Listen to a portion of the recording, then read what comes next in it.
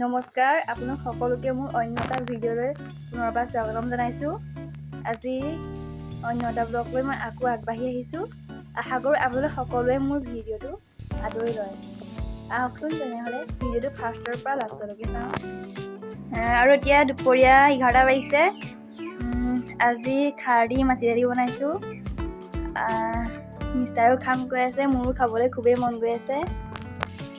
আৰু এইফালে মই কুকাৰত মাটি দালিখিনি উঠাই দিছোঁ আৰু এইফালে বেঙেনা ফ্ৰাই কৰি আছোঁ।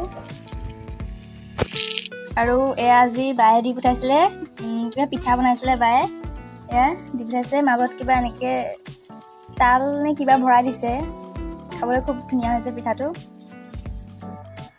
আৰু আজি তামাম ৰ'দ দিছে, বাহিৰত ওলাবই নোৱাৰি। আৰু আমাৰ দেউতাইনো কি কৰি আছে চাওঁচোন আহক। আমাৰ দেউতা পুৰা কামত বিজি, 1 ছেকেণ্ড ৰৈ নাথাকে। সেইকাৰণে ঘৰৰ ছাইডত মানে পুৰা জংঘল হৈছে, পুৰা একদম জংঘল চাফা কৰি আছে। একদম দেখিছে না, চিকচিকীয়া কৰি দিছে এইটো চাইড। এইফালে আমাৰ দেউতা পুৰা লাগি আছে।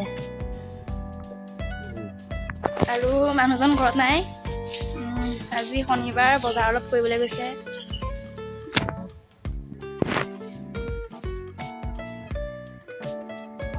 পুৰা ৰ'দ আজি।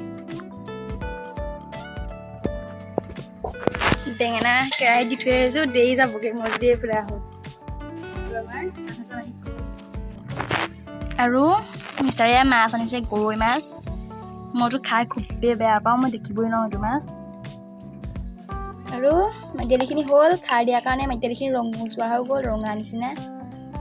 আৰু আমাৰ দেউতাক চাহ মিনিটে মিনিটে লাগে, একাপ বোলে খালী চাহ খাই দি থৈ আহোঁগৈ। এয়া মানুহজনে মাছ ফ্ৰাই কৰি আছে, গৰৈ মাছ। এয়া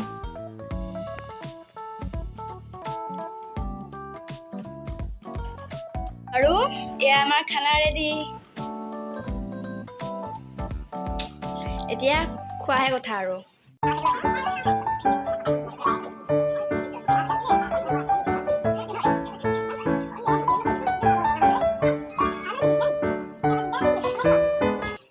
আৰু এতিয়া ভাত পানী খাই আহিলোঁ, বাচন চাচন ধুই চব ক্লিয়াৰ।